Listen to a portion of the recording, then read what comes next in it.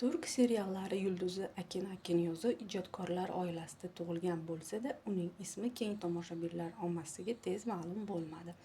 U bir qancha ommabop loyihalar, xususan Muhtasham 100 yil Ko'sem imperiyasi, Beqaror, Tuzoq singari seriallarda turli rollarni ijro qildi.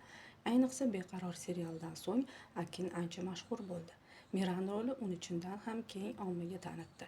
Ana shundan so'ng uning nafaqat ijodi, balki shaxsiy hayotiga ham qiziqish ortdi. 2017-yilda Aslan oilasi loyihasida birga suratga tushgandan so'ng Akinning aktrisa Burcu O'zberg bilan uchrashayotgani haqida xabar tarqaldi. Aktyorlarning o'zlari bu xabarlarga izoh berishmadi. Biroz o'tgach esa ularning ayrilishgani ma'lum bo'ldi. Beqaror serialida Akin Ebru Shahin bilan birga o'ynadi. Ekranda ular sevishganlarini juda ishonarli tasvirlashdi.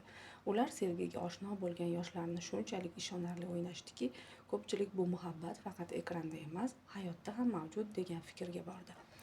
Ebru Shahinni Akinning sevgan qizi deb atab, ijtimoiy tarmoqlarda ularning sevgi qissasini muhokama qila boshlashdi.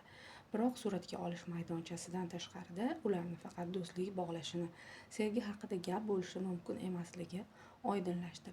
Buning ustiga Ebruning basketbolchi Jide Osman, Akin esa Sandra Pestenmaljan bilan uchrashayotgani ayon bo'ldi. Sandra kino olamiga begona. Akin shaxsiy hayoti haqida ko'p gapirishni yoqtirmaydi. Intervyularda ko'proq ijodiy rejalar va o'zi suratga tushayotgan loyihalar haqida gapirishni ma'qul ko'radi.